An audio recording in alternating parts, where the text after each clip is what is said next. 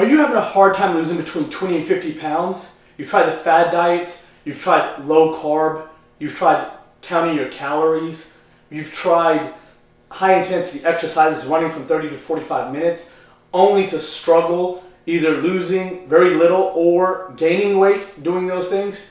What we're going to talk about today is the reasons why those things may be occurring.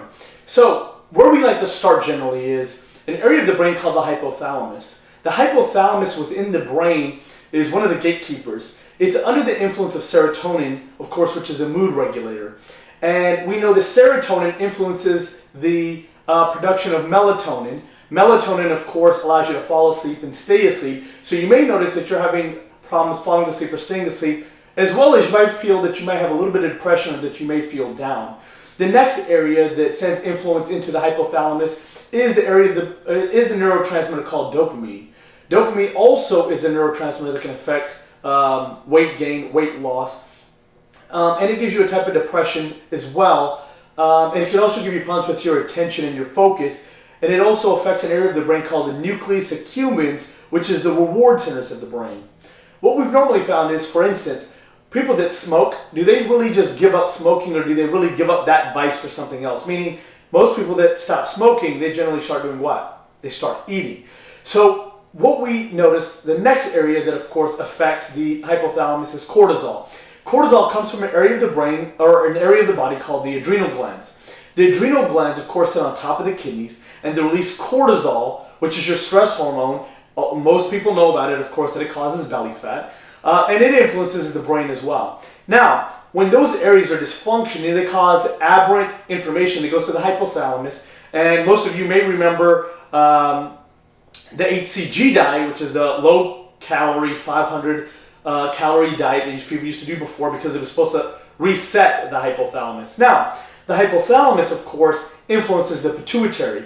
So the pituitary is the master regulator of the body. The pituitary makes TSH, it makes FSH, it makes LH, it makes ACTH. So in English, it affects the thyroid, it can affect your estrogen, your testosterone, and of course, adrenal gland and cortisol function, right?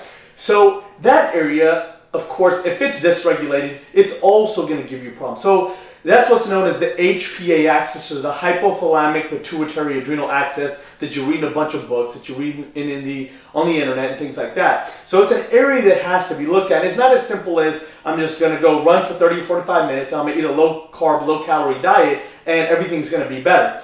Now, the pituitary, of course, is going to affect the thyroid.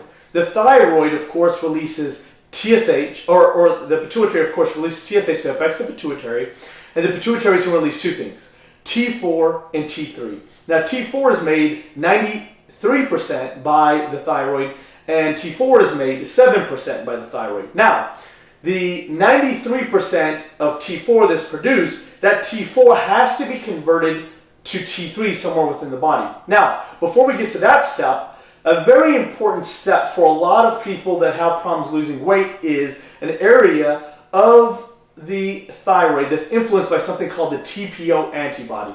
TPO is what's known as thyroid peroxidase. Thyroid peroxidase brings in iodine. Now, for a lot of years, people that had any thyroid dysfunction, they were told, hey, take more iodine, take more selenium. Now, the disease, if you have an antibody towards TPO or thyroid peroxidase, is called Hashimoto's disease. And that's one of the diseases that you may need to be able to check for if you're having a hard time losing weight.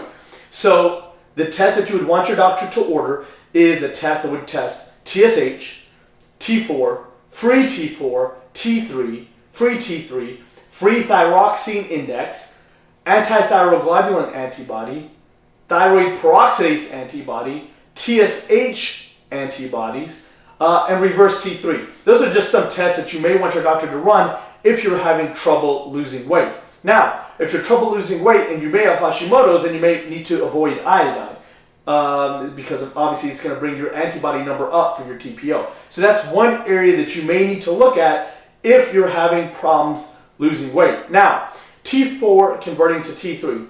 That occurs by the liver. So the liver is very important. So if you always wondered why almost every single weight loss program, or any program for that matter, involves a detox and they talk about the liver, a lot of times they have no idea why they're detoxing the liver. They've just heard that you should detox the liver in order to lose weight or to be healthy. So the liver does these things. The liver is going to store glucose in the form of glycogen. Your liver is going to make cholesterol. And your liver is going to detox hormones, as well as convert T4 to T3, approximately 40 to 60%. Now, the next area that we have to be concerned with, of course, is your stomach. Now, in your stomach, of course, you have hydrochloric acid. Hydrochloric acid, the formation of it decreases with your higher levels of stress. So you're going to have bloating, constipation, diarrhea, acid reflux. You might have any of those or maybe just a couple of those. So that's something else that you need to look at. Now, your stomach also has certain bacteria that are supposed to help digest as well. Acidophilus, lactobacillus are good bacteria. That's why you take probiotics for, things like that. Now, if you've ever taken an antibiotic, what happens? It wipes out those good bacteria. Now, the good bacteria help convert almost 20% of your T4 to your T3.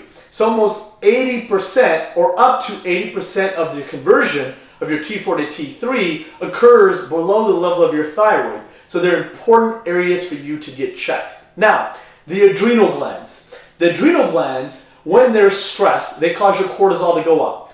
They cause your cortisol to go up in relation to emotional stress, chemical stress, traumatic stress, and physical stress. So we have to find a way to find out if that is a problem for you and then how to mitigate those stress factors. Now, when cortisol goes up, it brings your blood sugar up with it, which is one of the reasons why prediabetes and diabetes is on the rise. Now, glucose has to get inside the cell to make energy.